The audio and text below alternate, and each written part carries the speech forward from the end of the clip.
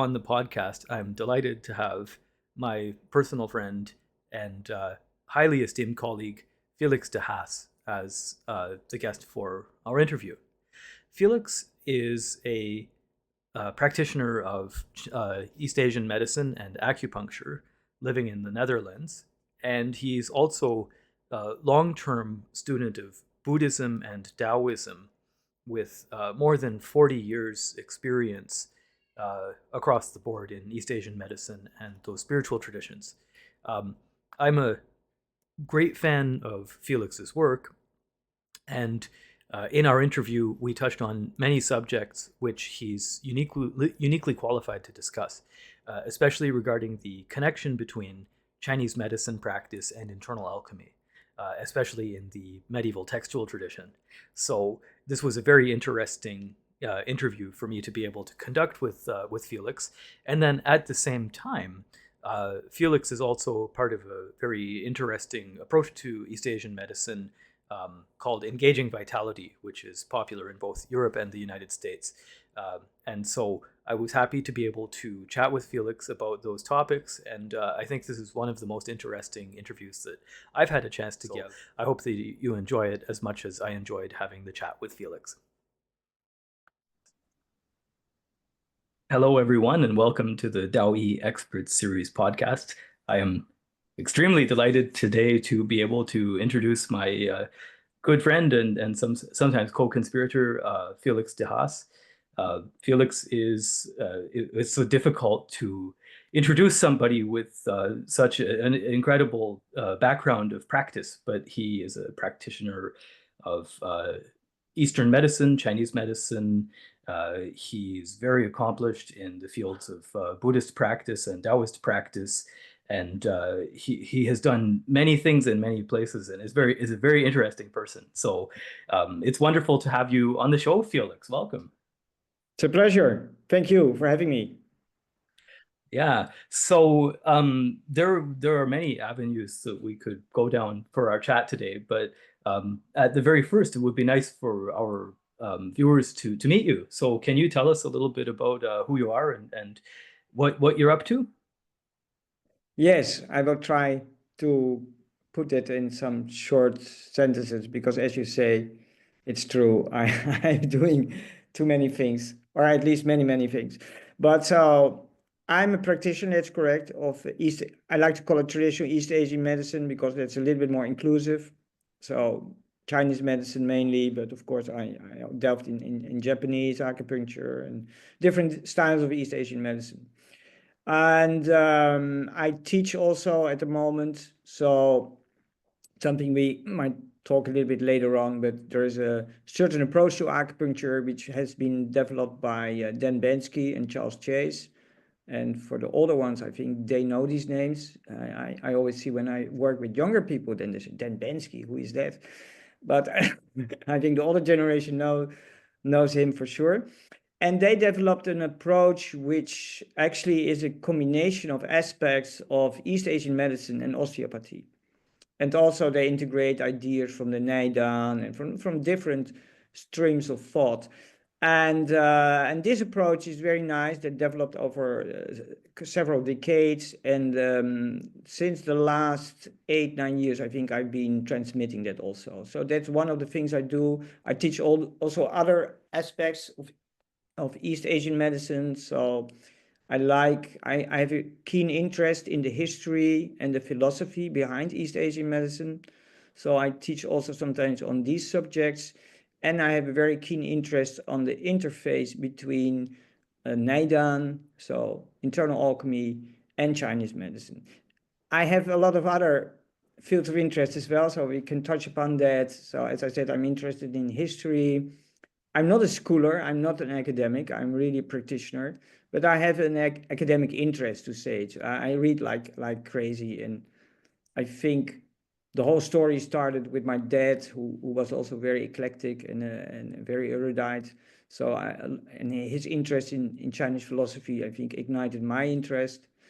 So another field which also has my attention is the interaction between different medical systems. So how ideas move from the West to the East or the other way around. So that's another topic of my interest. Good. Well, and this is one of the reasons why I have consistently found it so delightful to chat with you, because we have many interests in common, but at the same time, um, many of the things that you follow are um, not so well known actually. Like this thing of the interaction between East and West in medicine. There's a very long history there, and I hope we'll have a chance perhaps to get into it. Although I suspect probably that today's direction may have more relationship to um, internal cultivation and Chinese medicine, but we'll see where we go. However, before we get into that, I would like to ask you about engaging vitality, because you mentioned that you had studied under um, Dan Bensky and Charles Yeah, Chase. I'm in the habit of calling him Chip, but yeah, we um, all call him Chip, correct?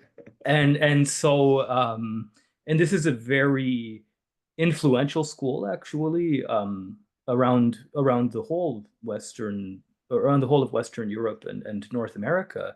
But as you say, today in the Chinese medicine field, um, many of the newer practitioners are not so familiar with them. So because it's so foundational in what you do, and I think also that we'll see that um, your idea about Nidan and Chinese medicine having a relationship is perhaps partially influenced by the view of engaging vitality. So can you introduce a little bit more about what that's about to us?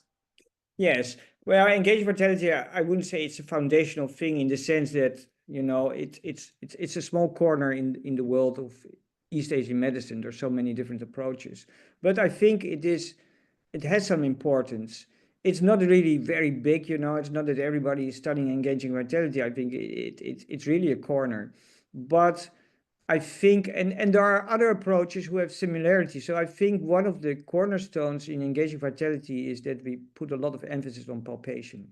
And if you go really back into the history of Chinese medicine, and as you might probably know, for example, Elizabeth Su, who is a scholar in the history of Chinese medicine, also in the early period of Chinese medicine, and she did a very good research that actually the oldest works we have, so even before the Neijing, it's very clear that at that time, palpation was very, very important in terms of diagnosis. And you see it everywhere, you see how they describe it, how they feel the mai, etc. And it's not just only pulse taking, it's much broader. And somehow in the course of time, due to different factors, sociological factors, cultural factors, some of these aspects of palpation disappeared in China. It never disappeared completely, of course, because they all always kept feeling the pulse. But somehow palpation went to the back, and more, interrogation and other diagnostic tools, of course, were developed further in China. But the palpation was maybe, I think it always kept on going, but not so much with so much emphasis. While in some other East Asian countries, like in Japan, for example, it really took off. You saw with Hara diagnose and that kind of stuff, which originally also came from China. The original chart of the Hara is traceable to the Nanjing, actually. But and I think what Dan and Chip figured out was that palpation is very useful because it tells you things about the body the patient wouldn't tell you. So if you start to feel, you get a lot of information. And of course, I also do an extended version of questionnaire. I want to know everything. Even I look at lab tests and whatever. But the what you feel is very, very important. So I think it started out with as some folks might know, Dan is one of the first people, the first Westerners who studied Chinese medicine in the 70s with Ted Kapchuk. He went to Macau because at that time you couldn't enter mainland China. So they went to Macau and Hong Kong and Taiwan, and they studied Chinese medicine there. And so they were the first people who started to write books about Chinese medicine in the West. Um, but then had also another interesting career in the sense that he was also an osteopath. He studied also osteopathy. And then a little bit later on, he met Chip, who also had a similar path. So Chip was trained in traditional Chinese medicine, so herbal medicine, acupuncture, but also osteopathy and craniosacral therapy. And so they figured out that there are overlaps. So one of the overlap is the idea that the body has a self-regulatory principle. And so if you can enhance that, and if by palpation you can discover where there are restrictions in the body, and you can solve that. So osteopaths, of course, they will do manipulation, but what we try to do is we solve it with acupuncture. So we try to find out, okay, which channels are going there, what is connected to there. And it's a long story. I can't tell all the stuff we do in engaging vitality in a couple of minutes, but the palpation guides us in a way to find the restrictions and to enhance that self-regulatory facility or ability of the body. So that's something which developed over the course of more than 20 years, the discussion between Dan and Chip. And they all brought their own things. So Chip also was steeped in Chan and also in Nidan. So also some aspect of Nidan. Chip translated actually himself a very interesting book, which is, I think, for scholars of Chinese medicine and scholars of internal alchemy, very important work, the Jijing Bai Mai Kao from Li Zizhen. And actually you can see that in that period, and maybe we will revisit that topic, you see that this is in the Ming Dynasty. You see all the great scholars of Chinese medicine, they were, many at least, were involved in Nidan practice. So they got their ideas. Also, you see a lot of ideas about the extraordinary vessels entering Chinese medicine. So some of these aspects also have been integrated in the engaging vitality approach we teach nowadays. So it's a mixed bag, it's a long story. But it's a very beautiful approach. So we teach that all over Europe, and we do it in the US as well.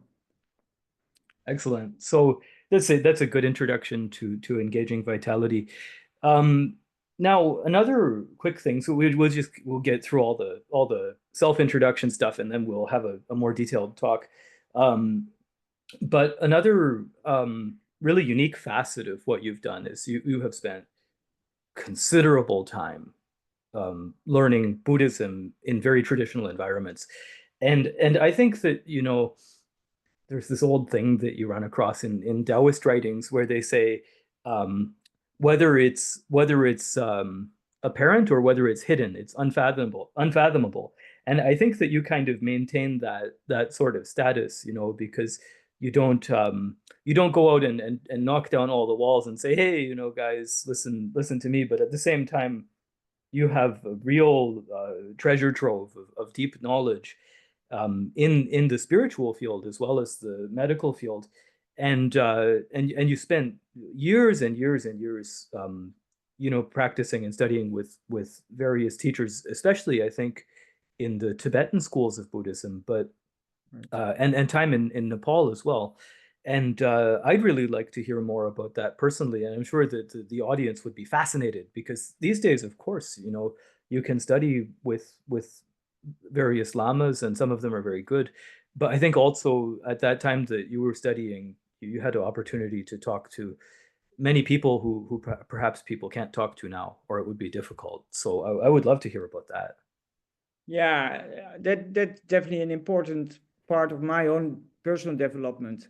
So I think I really am, if I have any merit, it's always due to my teachers. And I had the luck to, in medicine and in Buddhism or in Taoism, to find really good teachers. And that's really what benefited me a lot. So when I had a fascination about Tibet, and I think that started also. So my dad is also a big source of inspiration because I grew up between all these books, So I had all these books in the library of my dad about.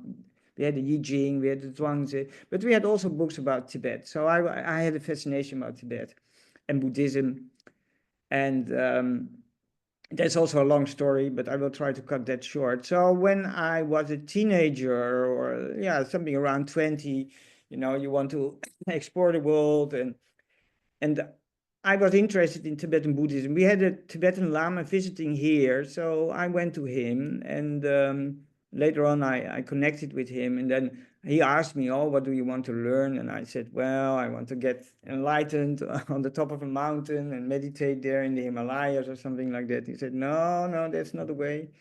You have to find a good job, and you have to get settled in our society, and then you can work on your spiritual path." And I found that very encouraging, actually, because in the beginning I was puzzled. I thought, well, this is a Tibetan Lama, and he tells me just to remain in the society and do something useful for other human beings. But ultimately, of course, that's one of the major messages, maybe, especially Mahayana Buddhism, which is very much concerned about compassion, etc. Anyhow, so he was a very good Lama. I'm really lucky, because to be honest, there are many wrong teachers in this field, and there's a lot of abuse, and now these stories come up, but these stories were already there. Even when I started to study, I heard already stories, like about Trungpa, and well, I can mention many names, maybe better not to do that, but there are a lot of issues in the Tibetan community. And I had the luck, at least, to have really proper teachers who were really, they were very dignified people. So Lama Shirap Gyaltsana Mipa was my first Tibetan teacher, and he was a Geshe Rajampa, so that's the highest level in terms of learning. And he was sent by the Dalai Lama, actually, to Switzerland in the 50s, after the invasion of Tibet, and there was a significant Tibetan community in Switzerland. Because of the altitude, also Switzerland was a good place for the refugees to go. And so initially these lamas were sent for the Tibetans, not to teach to the Westerners. But of course, the 60s, the hippies, they started to get interested in Tibetan Buddhism. So there were people slowly coming at the gates of this teacher too, and with an interest in Buddhism to be taught. So he started to teach. So he's one of the first teachers also in Europe, Tibetan teachers. And he introduced me to his teacher, who is His Holiness Sakya Tritsin. So the 41st Sakya Tritsin, because now he's retired and his sons actually continue this lineage. But and it's a complicated story, but you have 4 major orders in the Tibetan tradition, and the Sakya is actually the smallest, but it's a very important order. And so Sakya Tritsin is the head of this order, and they have a very long history. His grandfather initiated the Kublai Khan, and they have a long political and religious importance in Tibet. Having said that, I studied also with other teachers from other traditions, because I'm not I'm not sectarian at all. So and also my own teachers have encouraged that, to study different systems. So I was really lucky to be close with such, and still, actually, His Holiness Lama Shirap passed away, but Sakya Tritsin is still alive, and we developed a friendship, over the years. So I'm pretty close with him and his family, and I really learned a lot from him, but also from other teachers. So, and it's true, I spent some time in Asia, studying in Nepal and in India. And yeah, so I delved a lot, and I'm interested in different aspects of Buddhism. So of course I have also an interest, for example, in Chan and Jendai, but I think for most my training has been, initially at least, in Vajrayana Buddhism. Yeah, well, and this seems like an interesting place that we can start to have some forking out or some diversionary topics to move into this sort of field that I think we generally would like to discuss today. So you and I have been having quite a long conversation about, especially about meditation, since 2020, if you would Right. believe it. It's almost 5 years. And we've had a lot of chance to talk almost every week for nearly 5 years.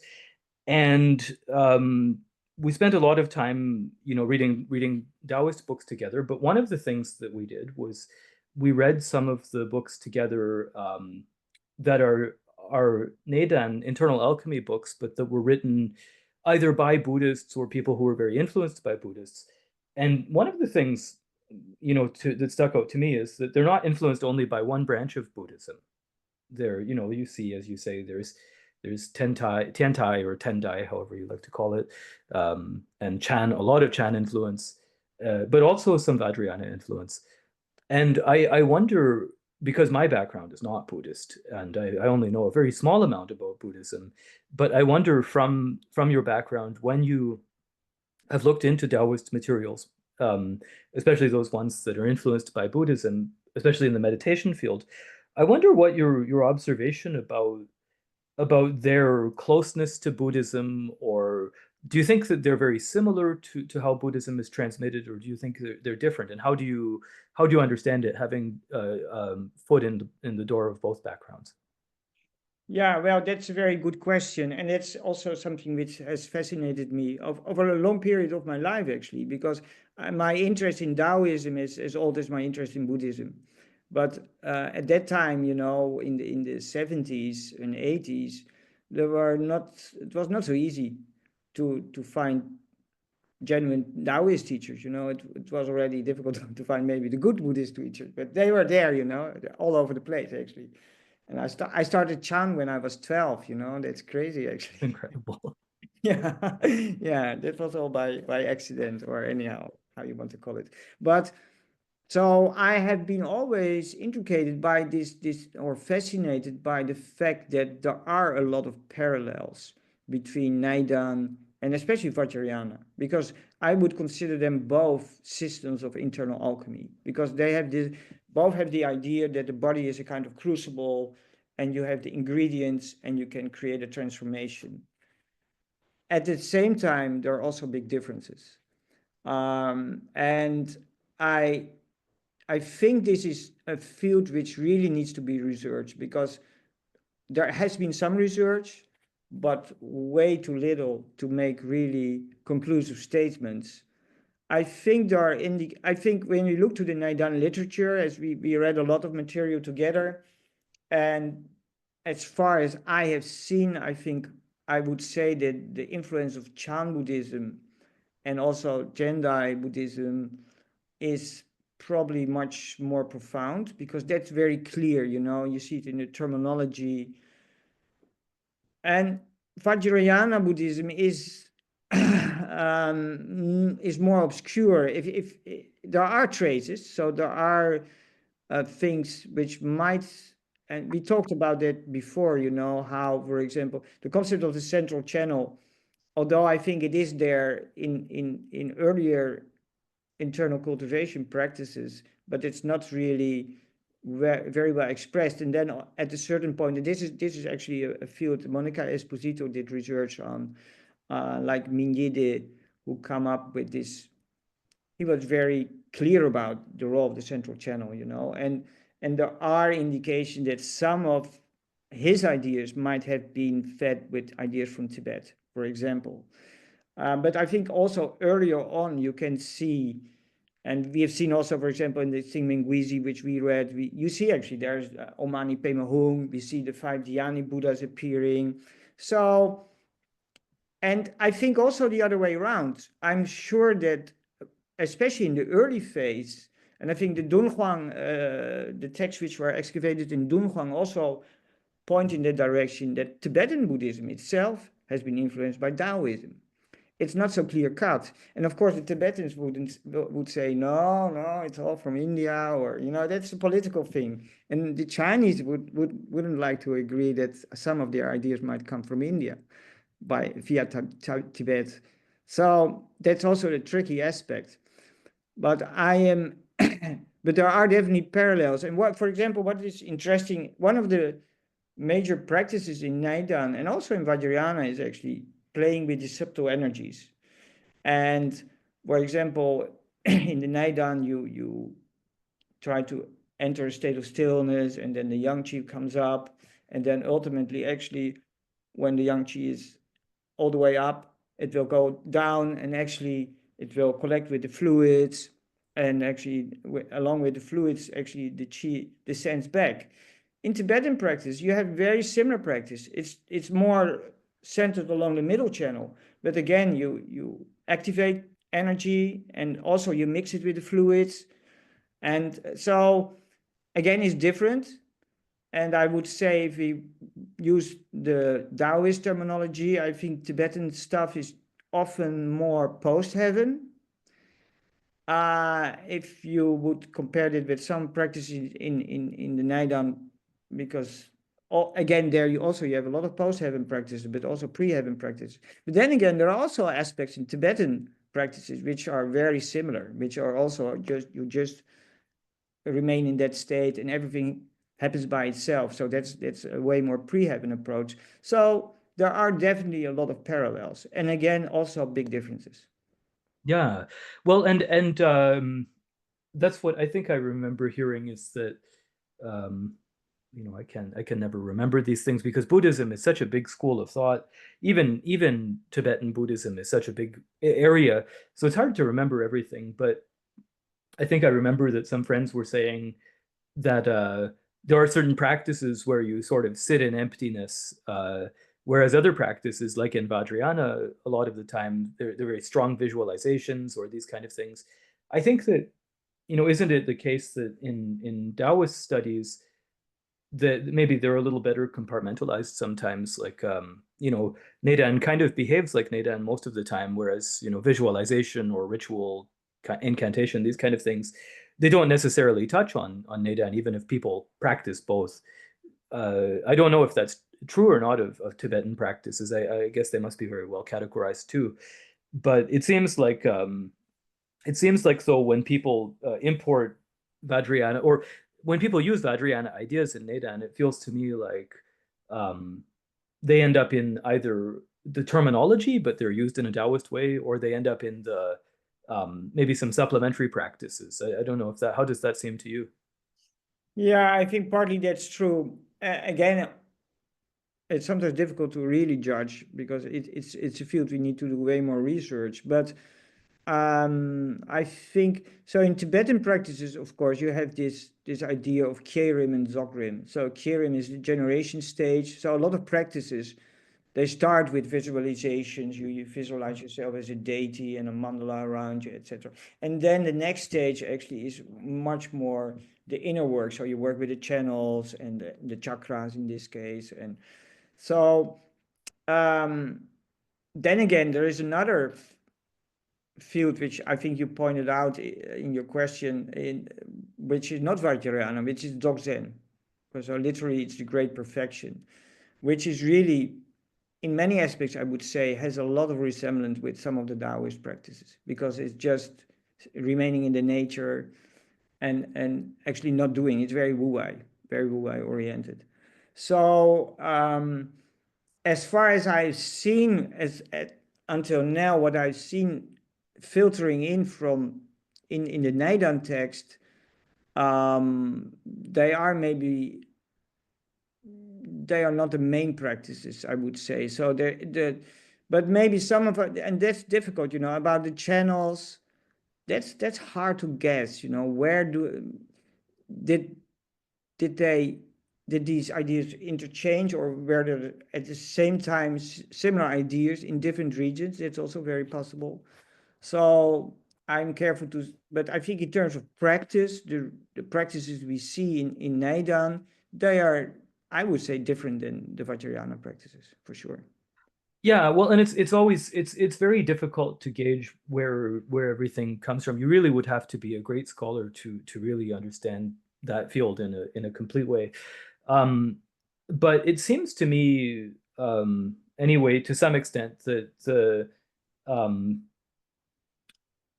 the Nadan, because we read these books like Understanding Reality, and it seems like those books are in the earlier stage of development than later books too, right? Like if you read the great Ming Dynasty classics like Xingming Guizhi, um, the material they cover, it seems to go farther than Understanding Reality. So I also wonder maybe if there's a historical trajectory of development where just gradually either they learn about more things or maybe they're willing to speak about more things because Taoism is a little bit secretive in some senses. Um, but and then you have all the Buddhist stuff that enters around, the same time. So it's so hard to say.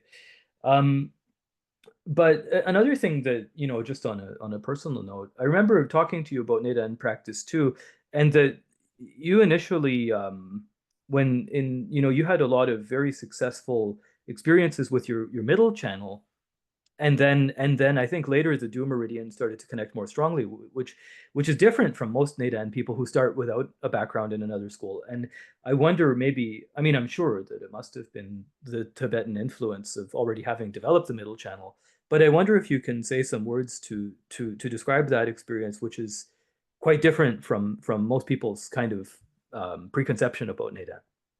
Yeah, that was for me really interesting because, of course, I've done stuff, but way more post heaven, like microcosmic orbit. I started with that stuff long time ago, but I think when we started out together, for example, and I was start to practice this, especially this middle school Nidan material. Um, I was amazed that a lot of activity took place in the middle channel. And to some degree, I think the middle channel was already open. And then after, actually, I had this experience around the do and the ren. Um, so I'm quite sure, actually, that helped me because you work already on that trajectory. So I'm sure, and that's also for me a very interesting question because that middle I'm more and more convinced that this middle channel is a very important aspect, and also in a lot of Naidan material it's not really told about. They sometimes they go around, sometimes it's very vague. You figure out, oh yeah, they might talk here about the middle channel, but they they are not explicit. uh so yeah, that was a very strong experience for me, right from the beginning, actually. What it makes me think about, because for so the audience knows, Felix and I are engaged with many students at various times. We work together in various capacities, and so we especially together in our project together, we especially focus on talking about Neidan. Uh, and one of the things that it made me wonder is, when people come from different backgrounds, they will have different experiences. And so, and I don't even know where we can go with this as a topic, but don't you think that that's interesting, that if people come from different kinds of meditative backgrounds, there it won't be one kind of experience that they'll, every, like 100 out of 100 people, maybe 80 of them will have similar experiences, but because of other people's long history studying, let's say, Chan, for instance. Like, I know that when we've done some talks in Holland, that there have been very serious Chan practitioners, and it makes me wonder, I don't know, do you have any thoughts about um that kind of eclectic experience? Because it seems to be something that comes up a lot. Actually, I was realizing this week. I thought, well, the mystery gate that opened a long time before I ever really went deep in this Taoist practice, because it happened already.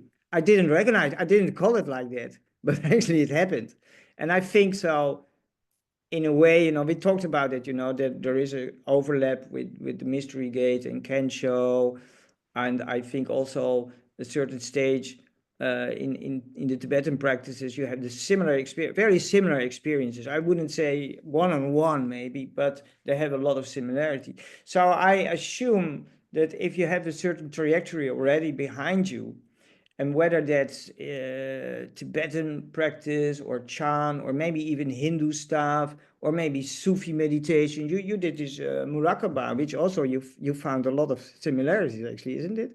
Yeah. I remember I visited once in Iran a guy, and they are from that's the Yarsani. They have a very old tradition which is pre-Islamic, actually. And he told me, we have an inner body, we have a subtle body, we have channels and chakras. We don't talk about it, but we have them. And I was amazed, you're somewhere in Kurdistan somewhere, and people start about channels and chakras. And oh, where does that come from? So for sure, I think everybody who has a certain trajectory already will be influenced by that. So, and I think even in the Naidan literature, it's told actually quite clearly that you can have very different experiences depending on where you come from and what you do.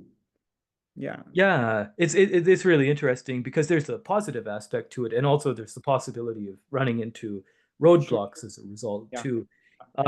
But then this also makes me think, that we another thing that we try to talk about this together. It's not easy. It's not easy for me because my medical background is not sufficient to have a deep conversation about it.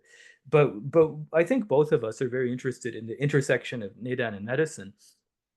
And the first thing, to qualify it is there's a lot of influence of Neidan thought on Chinese medicine, but there's also a lot of Chinese medicine thought influence in Neidan. Like to be able to talk about the channels, this is not so clear before the importation of Chinese medicine ideas into Neidan. In my opinion, the channels come from Chinese medicine first.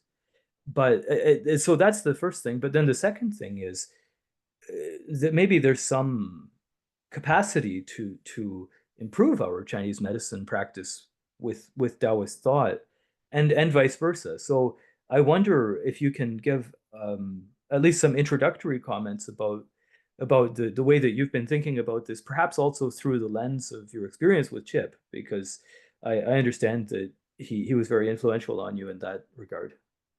yeah, I definitely. It's good you mentioned Chip because for me it was a great source of inspiration, and Chip really encouraged me to dive deeper into this material because I realized that this is a very important topic, and I think it's an underrated topic in our medical field.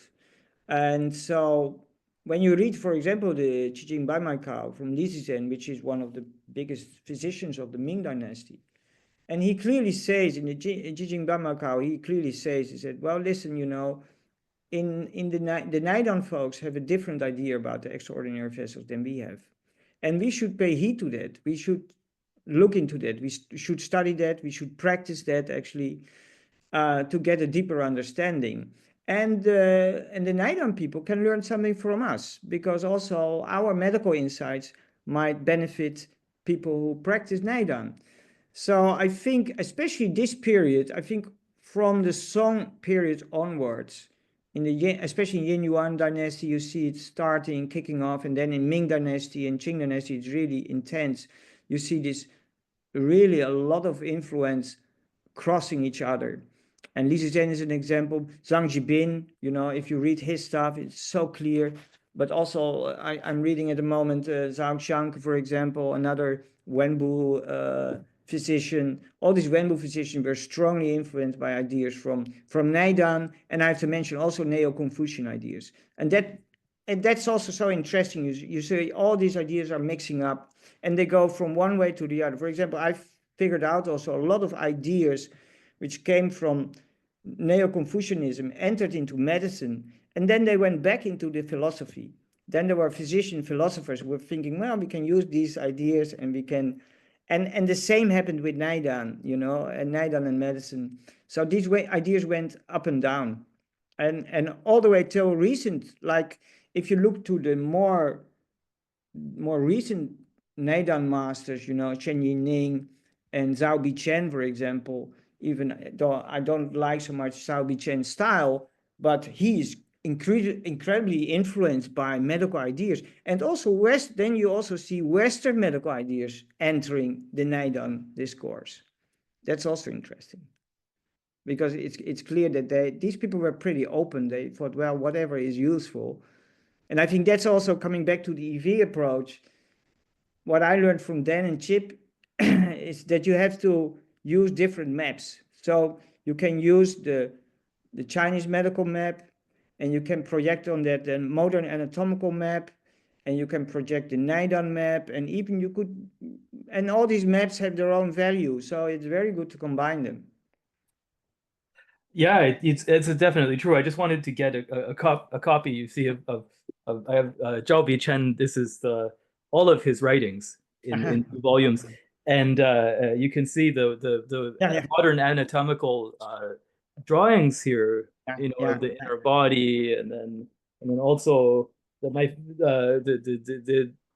right, the heart and the kidneys and all of But then you also have this one I really like. Imagine this is Internal Alchemy book actually Yeah, from yeah, the it's incredible.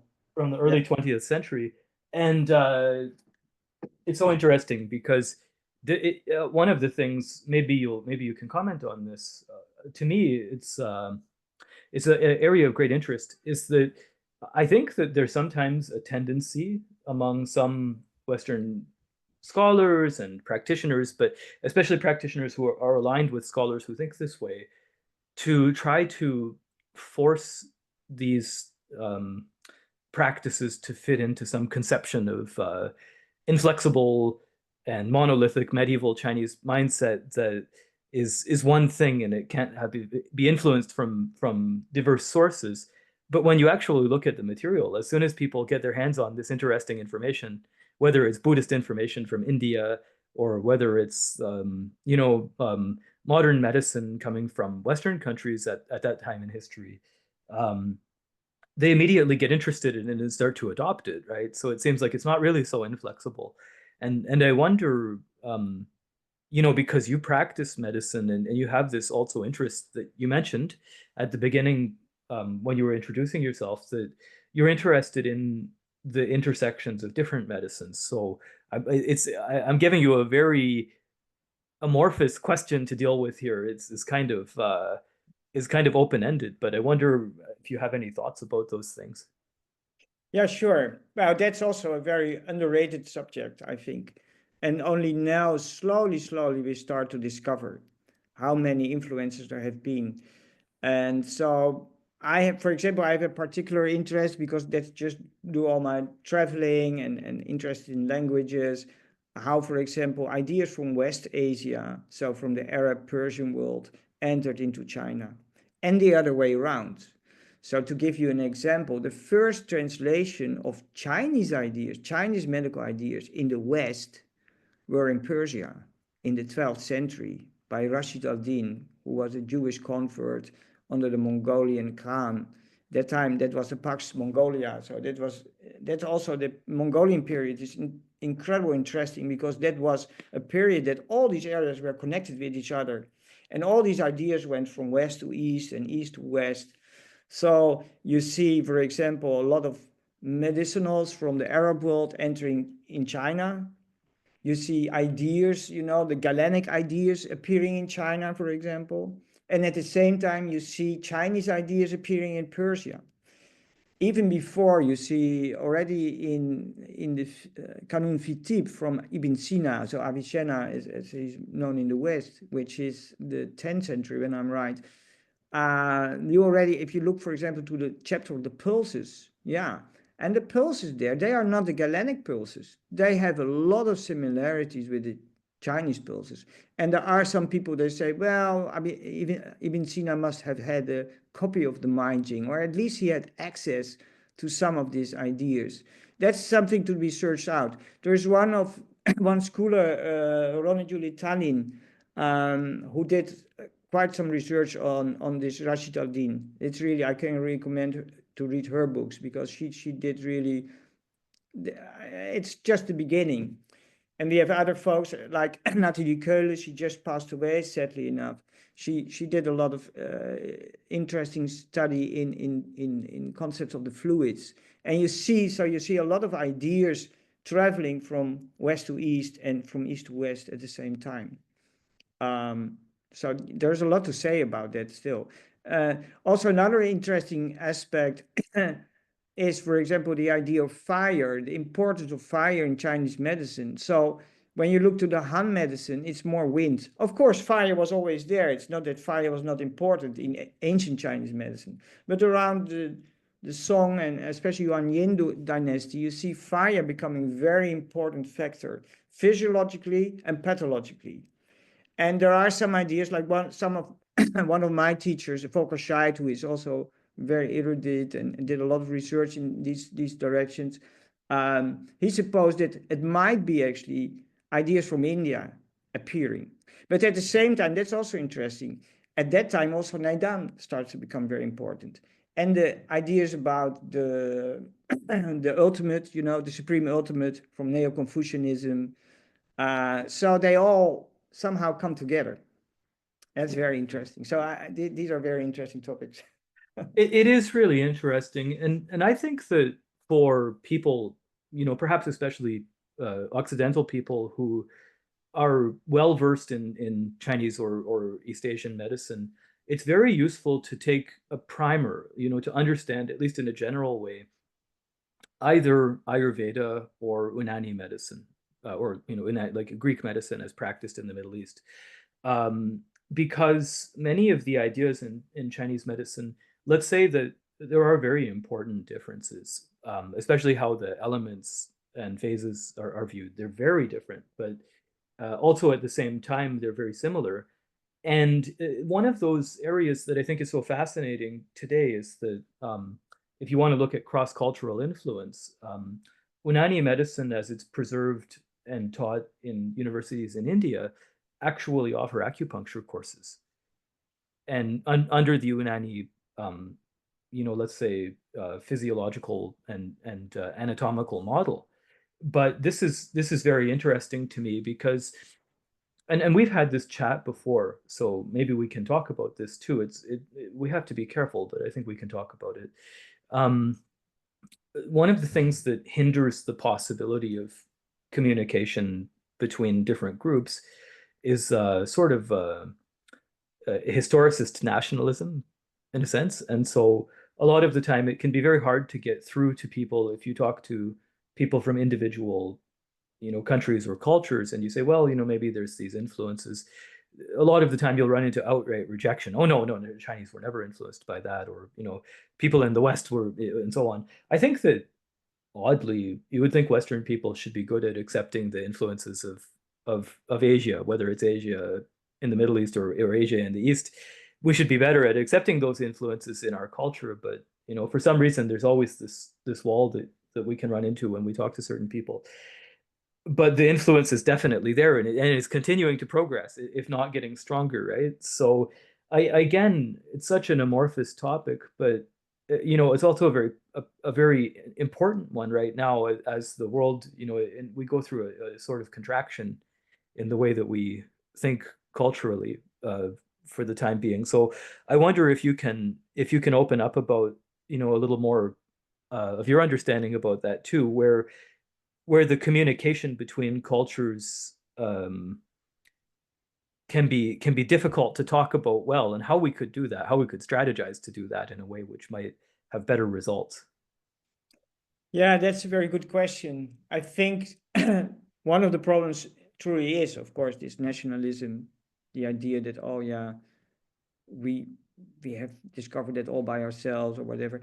Ultimately, so for example, when we talk about medicine, the longer I study it, the more I prefer to talk about medicine, global medicine in a way, because ultimately it is like that.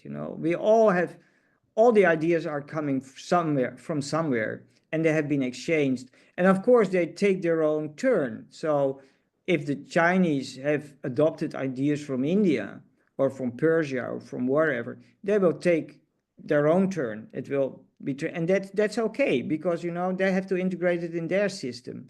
And the same, the other way around is, for example, you see Rashid ad-Din, he really has difficulty with these Neo-Confucian ideas. So he translated actually the Tai Chi in Persian. But and actually that he was able to manage that pretty well. But some of the ideas, for example, the charge with the body spirit. So he also translated some of these internal alchemy texts actually with medical connotations. And then he left out the spirits of the body, because that was for Muslims in the 12th century a little bit way too far. And I think that's a good example that still, of course, we have these cultural barriers. And of course, our challenge is maybe to, I think it is all because there is also a tendency to biomedicalize everything. So there is a tendency in China, for example, now to put Chinese medicine, so you analyze the herbs and you just look from a biomedical perspective what these herbs do. But then you miss out all the ideas about the energetics, which has, I think, if you only work on a biomedical scale with Chinese herbs, you're very limited. You really lose a lot. That but that doesn't mean that you can bring in the biomedical dimension and to understand or to try to translate Chinese physiological processes as they were described in Chinese medicine or in Unani medicine or whatever, and try to translate it in Western medicine, in modern biomedical medicine. I don't like the word Western medicine Yeah, I because agree. it's medicine, isn't it? Strongly prefer the term biomedical medicine. Biomedicine. Western But medicine is not a term given to biomedicine by the West. no. But I think we can. I'd like to also mention, I have a great interest in. Is it pronounced hijama? The bleeding cupping. Oh yeah, yeah. And one of the things, I can't say that it drives me crazy. There's not so many things that drive me crazy, but I have to say that one of the things that perplexes me is that um, the Western world, since the, really maybe to be literary about it, really maybe Paracelsus was the person who got the ball rolling on this. But the Western world really, since the um, scientific revolution, has increasingly become weary of its own scientific and medical history during times before the scientific revolution, and especially in the area of medicine. So the historical medicine practiced in the West, which is, essentially at least very similar to Unani medicine, um, has been more or less treated as entirely worthless by modern medical institutions. And so you hear things like people practiced bloodletting and wasn't this crazy, venesection and so on, because all of their notions were wrong. And usually they go to the most superstitious notion, which are really not part of the historical medical literature. But then, in the same breath, we can say, well, we have actually very good studies that show that especially men who donate blood have a significantly reduced risk of myocardial infarction and stroke and many other types of coronary diseases. So, well, I think we have to admit that correlation doesn't imply causality. It is very interesting that frequent donation of blood does seem to fit in, notwithstanding a healthy lifestyle, but it does seem to fit in with a lifestyle which is healthier for the heart for certain populations. And so then if people look at things like bloodletting, and they say, well, this is of no value because it's superstitious, but at the same time, it may be interesting to follow up in studies. And one of the things from studying a little bit of Unani medicine that I discovered is that the people in India who are studying that field actually do research about what things like hejama help with, and they have found certain, and always we have to be careful about research because it can be very misleading depending on where the money comes from.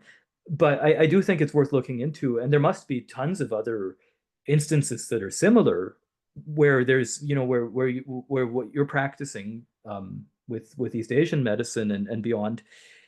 You must also have found these areas where East Asian medicine does some things that are well researched in the literature in biomedicine, but the biomedicine just rejects as a matter of course. And I wonder if you can talk a little bit about your experience in that area, because I understand that in Europe, Chinese medicine or East Asian medicine often doesn't have even governing bodies interfacing with government. Is that right?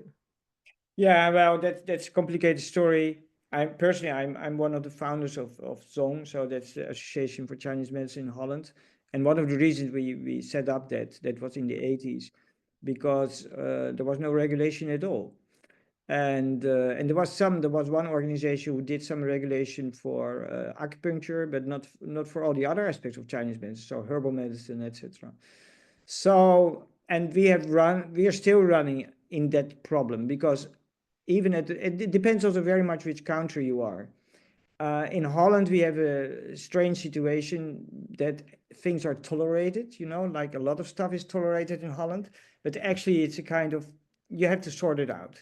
And we allow it, more or less, but we don't regulate it either. So the government is not interfering. they leave it to us. That's till some degree also good, because I have seen examples now already in Europe, like in Portugal, where the government started to interfere. And in the beginning, we thought, oh, that's good news, because the government is taking it serious and they take Chinese medicine into the health assurance package, and that's very good. But then people who have no idea about Chinese medicine start to make the rules. And now, for example, in Portugal, you need a degree in physics and chemistry if you ever want to study Chinese medicine. And that's crazy, you know. I think it's good to have a sound knowledge also of biomedical knowledge. You need to recognize diseases. You need to be able to talk with doctors. You need to be able to read lab tests or whatever. That's very useful. But I don't need to be a chemist to practice Chinese medicine. So I think, but again, in Europe, it's very, like in France, you're not allowed even to do acupuncture if you're not a physician, or in Italy. In Germany, on the other side, I think they are a little bit further ahead. It's more regulated, but because somehow also what we might call alternative or complementary medicine is somehow more accepted in Germany since a long time, because they have a longer history also of herbal medicine, their own herbal medicine.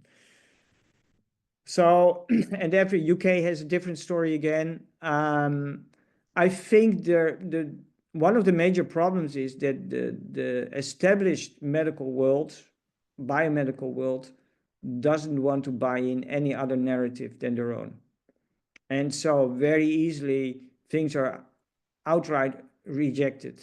And I can give you examples. For example, even there was a lady who did a research here at Erasmus University, which was just a really good scientific research on moxa, for, how do you say it in English, when the fetus is not in the right position. So when you want to twist it for birth.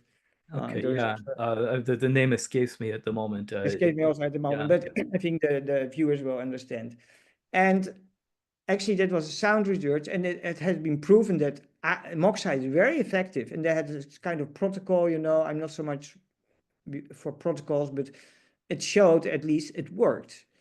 And then some physicians get crazy. They said, oh, the fact that a Dutch university is doing research on moxa, that's ridiculous, because that's barbaric medicine, that's from the Middle Ages, and that we associate with that. And that's the same, you know, like the same stories about hijamet or whatever.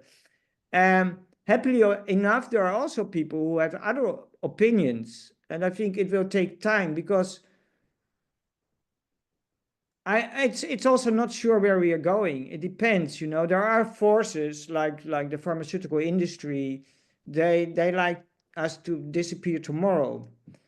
On the other hand, I'm very glad I know that Chinese medicine exists for 2,000 years, so it won't disappear tomorrow. No way. yeah.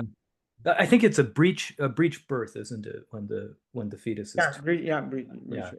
Well, and that's the other thing, you know, one of the um again, I don't want to focus too much on the negative here, but one thing that I find truly fascinating is that many pharmaceutical medicines come from plant sources, and not just the obvious ones, you know, because of course anything that comes from has morphine or is associated with morphine, of course, is, you know, if not synthetic, at least is originally um, taken from poppies.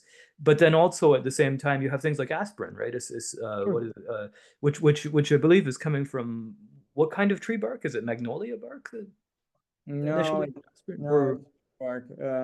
I should know, but yeah, anyway, very common tree sure. that you could find anywhere. Yeah. Um, and uh, and these things, of course, were known in traditional herbal medicine, and that this is how probably they came to the attention of the chemists that originally, you know, distilled or you know, extracted those materials from those plants. So to me, it's always shocking that you would say, well, herbal medicine is just you know, you have to be in a sense, you have to be cautious. You have to know herbs very well, because the herb has more than one activity in the body. So there is that. But again, you know, if we look at it like from the historical perspective, when people first started prescribing aspirin, the doses that they were prescribing were toxic, right? So to me, always there's this. It seems very strange, and in a sense, it seems self-serving. which I think is the big problem, perhaps, of the West's interaction with these cultures. What I've always found, and you can tell me what you think about this, and maybe we'll change the topic after. But what I've always found is if you talk to people, I'll say China because I lived in China, so I feel like I'm more qualified to speak about that without singling anybody out. But my experience has always been that there's a reflexive rejection of influence from other countries on Chinese culture by certain people with a more nationalistic or prideful bent. But in the West, there's this almost like a wiping under the carpet of the origins of things, which is very strange because we talk about the idea of truth being a very high value, but then when it's not convenient to money, somehow it seems to change. Yeah, definitely. Well, it's true. Our biomedicine is derived from. It started with alchemy. There you go. And Yes, and yes, precisely.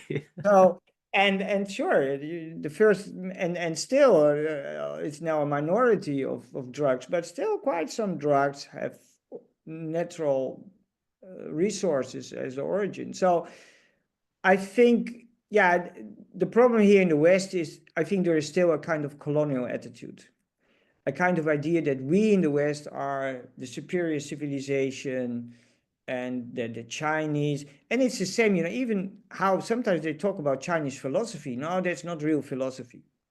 Come on. And I think there is that kind of superior feeling that only we have, and what we have attained is the best.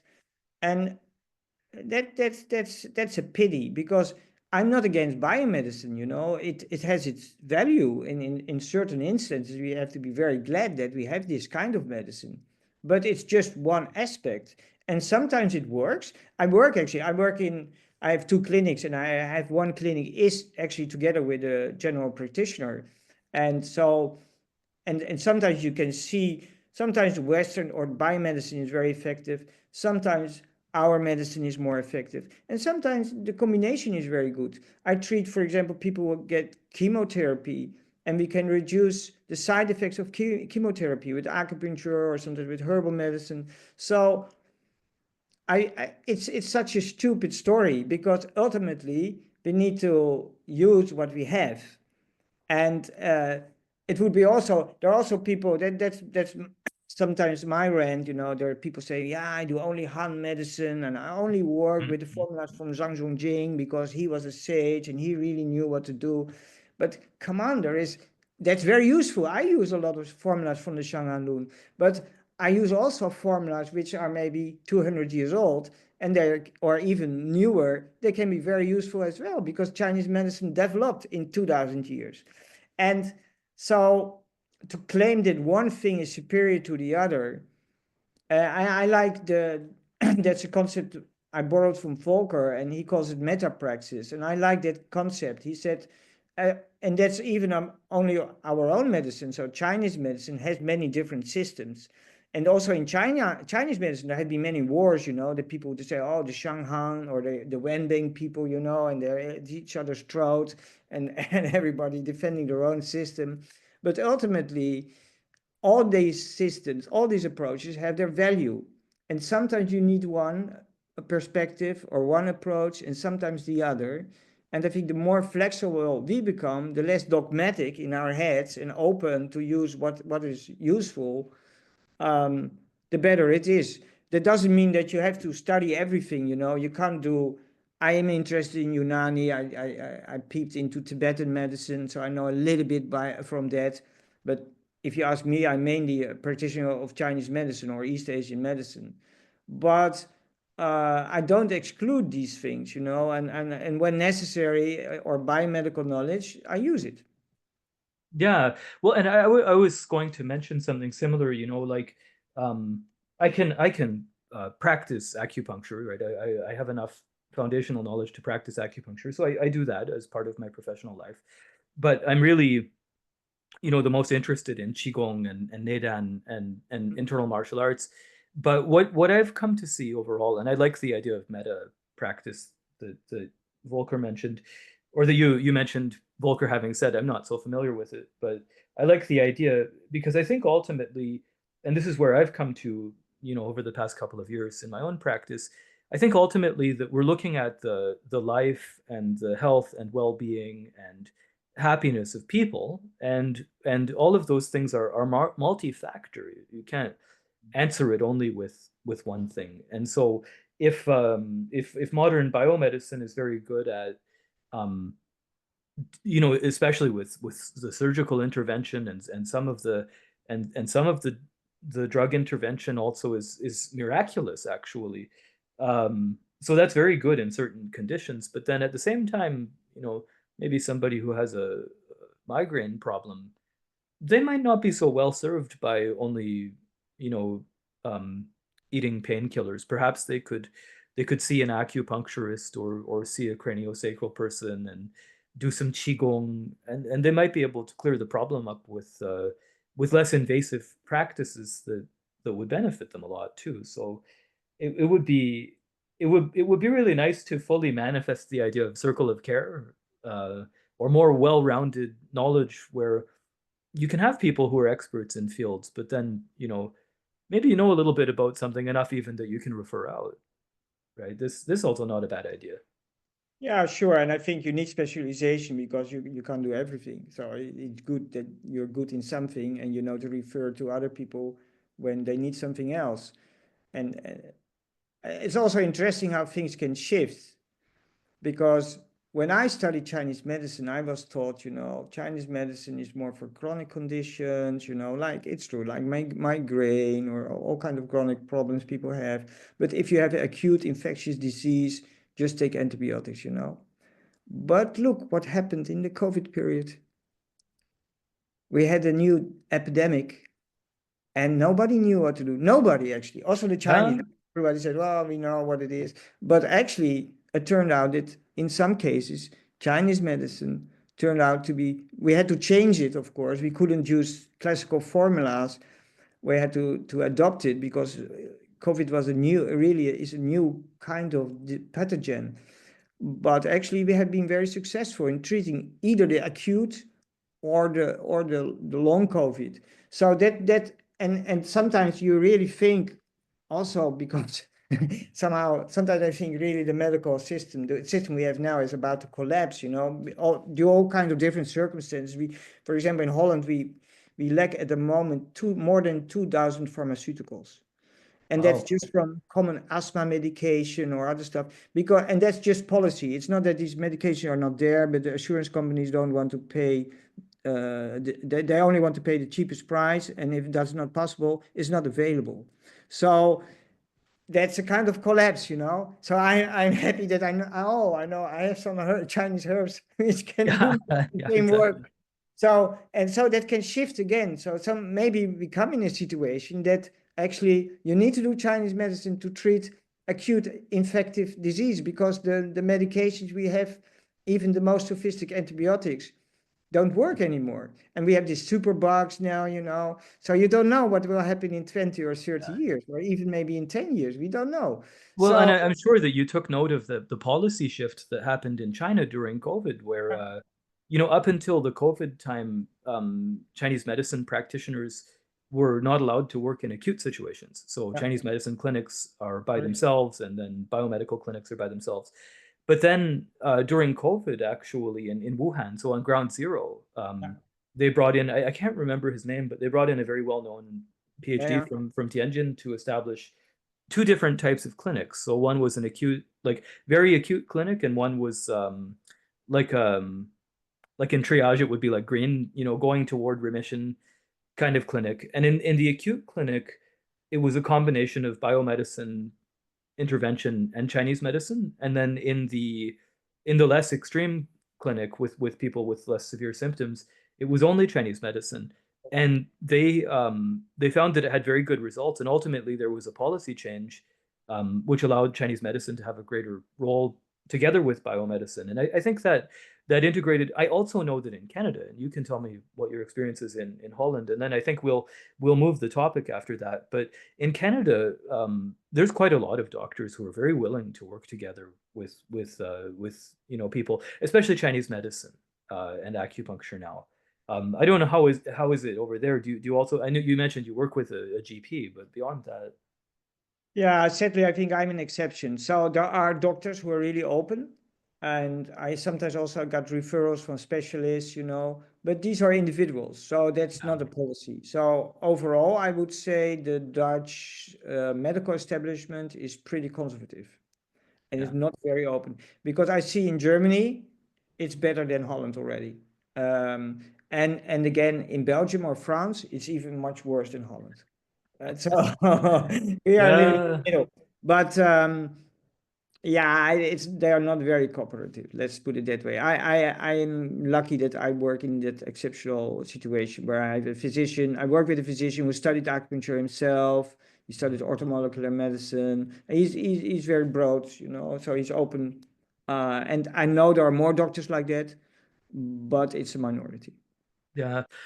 So now I think that we're coming up either to the hour point or maybe we're past an hour already. So I think we'll start to wind it down. But I did want to ask you, in Holland, you're starting a very interesting program, which is that you will you'll organize many different kinds of classes. I think the Chinese medicine. I think you'll also teach internationally too. But I think that you have some plans to do more Nidan work in Correct. Holland. So maybe you can tell us about some of the teaching programs that you have coming up, or things that you're starting to organize, including that very interesting international one, because I would like to hear about that. Um, which I think is in Chinese medicine, right? But why don't Oh, can you tell us about those? well, I do many things. By chance, I next next month I'm going to teach in Jakarta for the first time. It's interesting because it's just around the corner where my dad used to live. I didn't know that, but my dad grew up in Java. My granddad worked there as a head nurse in the hospital, and that hospital is around the corner where I will teach. That's funny. Wow, the All full this circle. yeah, the circle is full. But and that's interesting because I think the whole interest in Chinese culture and philosophy of my dad started in Indonesia. He grew up there. He saw the Chinese community. He was very interested my father was interested in many fields, but China was a strong attraction for him. So that's interesting. But what I do, of course, we run these engaging vitality courses. So I do that. I teach that myself here in Holland, and we do that with colleagues in Spain and Germany also, and we do it also in the US. Next to that, I have some other classes on Chinese medicine or the background of Chinese medicine. Like, for example, 1 February, I do a class on the Mingmen. And actually, that's just, we talked a little bit about how these ideas at the end of the Song dynasty started to kick off, because of Mingmen also is a very fascinating topic, which, okay, is mentioned in the Neijing and the Nanjing, but the theories and the real ideas about Mingmen only started to develop from the Song onwards, and actually mainly in the Ming, and also again very much influenced by Neo-Confucian and Nidan ideas actually. So I'm going to talk about that on 1 February, and I have some other classes about which are they are not engaging vitality, but they are palpation oriented. So I have a class about the history of channels and acupuncture points, how these ideas developed, and then also how we can use this knowledge. So not so much,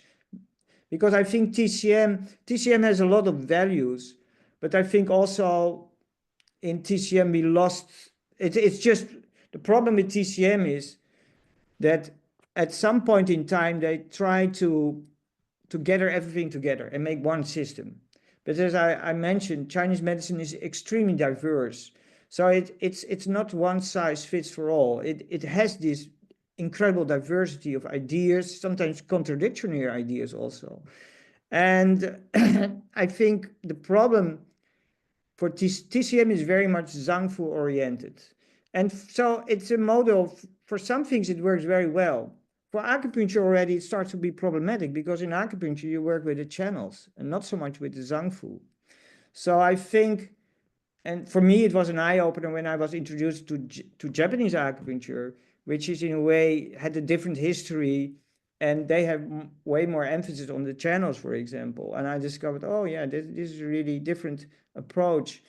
So I elaborate a little bit on that in the courses.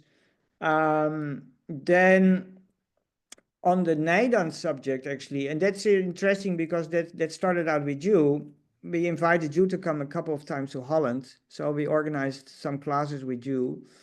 And then the idea kicked off that we have to work on that, you know. So now we have a kind of study group in Holland. So I opened a Facebook page, even the Nidan Dutch study group, I think the name. And we plan to, so the idea is that we like to have you once a year in Holland to have a physical class. And then next to that, the idea is to have different classes online, or maybe in a hybrid version. So maybe some classes I will teach in class, but they're online available. And I think probably we're going to do it in English because it gives a broader audience, so people can join from outside Holland also to join these classes. And what I would like, there are 2 points I would like to do, because Nidan is pretty obscure. When we are reading at the moment Sang Buduan, well, that's code language, you know. Every line we read, we think, what's that, you know? Not so easy. All the commentaries, and sometimes the commentaries are even more confusing. What do they mean by that? And of course, so Nidan needs in a way to be decoded to make it accessible for students to practice. So what I really like to do is to make it more available to people, at least at the rudimentary level. And I think the next level we could do like we did together, you know, like reading Nidan text together and go much deeper into the material. So we could think about different levels. So that's one of the ideas. And another focus point I would like also to put in the spotlight is this interface between medicine and Nidan. Because I think if you're, for example, medical practitioner, Chinese medical practitioner, and you understand some of these Nidan ideas, it can really help you also to understand some of the medical ideas much better. And it can help you in your clinical practice. Some of, and that's also something I learned from Chip, even very simple things, you know, when you do the needling. And it's interesting, if you read the Ling Shu, for example, the first chapter of the Ling Shu, it's and that's not a Naidan text, it's 2000 years old, but it's clearly resonating with the early internal cultivation text. And it talks a lot about stillness, quietude, being aware, not having a strong intent, but way more attention instead of intention, just being there and feeling the intricate, the communication with the chi. So even just these kind of things can have enormous effect on your own practice, your clinical practice. So that's also a subject I would like to put more spotlight on. So these are some of the ideas we want to do, and I just talked with the school where I teach in Holland, because they want to facilitate it. They have a very nice studio where we can do the recordings. So actually, we are about to setting up things, and I hope pretty soon we can come out with some dates and some classes.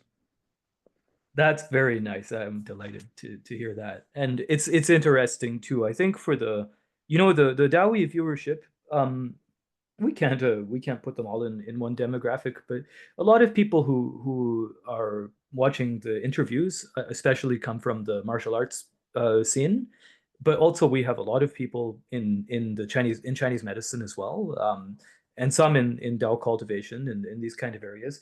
But I think it's an interesting thing for our DAOI viewers to think about, because a lot of the time, when we're very caught up in a certain kind of practice, like martial arts practice or even meditation and qigong and these kind of things, um, it's a certain view which can be very successful and you can get a lot out of it. But understanding the implications of medicine on the way that we think about these practices, because even for martial artists, we'll still talk about things like Jin, like sinew, for instance, right? And these have very deep roots in Chinese medicine, actually. To really understand all these things, I think at a certain point, you have to venture outside of your main area of interest and go farther, um, at least to understand a little bit about those things. So I think what Felix is planning to do, in the Netherlands, insofar as sort of doing Nidan studies, but with an eye to medicine is brilliant. It's a very clever idea, and I think it will help to shift people's perception in a healthy way. So now, usually for closing remarks, we're asking a couple of things. The first is where people should find you, and then the second is what your thoughts are about, or maybe we do the thoughts first. The thoughts about the future of these things that we're talking about, where you see them going in maybe a decade, and then after that, where people can find you if they're interested. Okay. So first of all, I'd like to extend my gratitude to you, Robert, for facilitating, because I think you really did a great job, and you play, I think, an important role also in making some ideas, especially around Nidan, more available to people.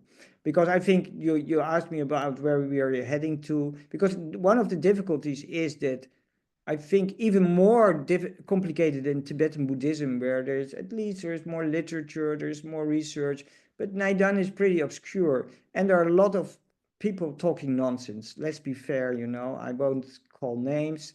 And what I like about Robert is that you're really down to earth. You have also historical knowledge. It's a really sound research, and I think we need way more to go that way. So I really would advise, and I hope there are more people, and I really hope that we can create a kind of group of people, of scholars, practitioners, who are really seriously engaged with Nidan, because there's a lot of there's a lot of crazy talk, and I think if you manage to do that, there's a lot of future. Because to my opinion, I study different meditation systems. So as we mentioned before, I think Nidan actually is maybe one of the most effective and most easy. It sounds very complex, but actually Nidan is pretty easy, way more easy than all that Vajrayana stuff, and effective.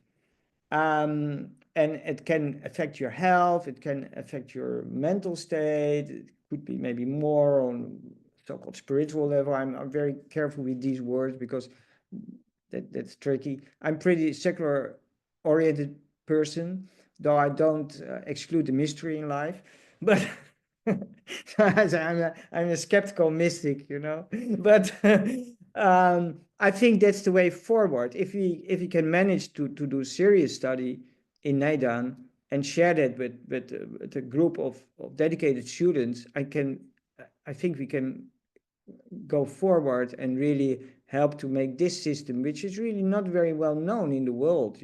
How many people are practicing Nidan? That would be really beneficial. And as you mentioned, because I think I did also a little bit martial art. I studied Qigong when I was 20 or something like that. And I think they have a big interface. So the martial arts, internal martial arts, especially Nidan or other forms of internal cultivation, medicine, they're so closely related. And even, of course, the Yi Jing or whatever, it's all. So I think there's also DAOI is a good forum for that, I think. So that I would encourage you to go forward with that. If people want to find me, I think you can just Google Felix De Haas, because there are not so many people with my name, I think. And we have, of course, I have different websites. We have the engagingvitality.com website, which is all the classes of Engaging Vitality are there. There's also Engaging Vitality Europe. I think engagingvitalityeurope.com, but you can find all our activities about Engaging Vitality. Maybe it's good to mention Qingbai. That's the school where I teach mainly, and also where we invited Robert. So the classes we do also with the Nidan, in principle, we do that via Qingbai. And on the website of Qingbai, you can find all these classes. Excellent. Well, thank you very much, Felix. This is fun, and probably we'll have a chance to do it again in the future, because I think everybody who watched this whole interview can appreciate that there's much to talk about that's very useful there's a lot of very useful conversations to be had. Maybe next time we will invite somebody else, and we can have also even a broader conversation between more people. So thank you very, very much for joining me today, and please stick around for just a minute. I would just do the outro here. So to the DAOI community, if you stuck around and watched the whole video, congratulations. I hope that you learned something. I certainly did. And it was really enjoyable to chat with Felix. I try to bring people to talk on the podcast who I personally think are interesting. And so it's been quite good so far, but this was one of my favorite ones.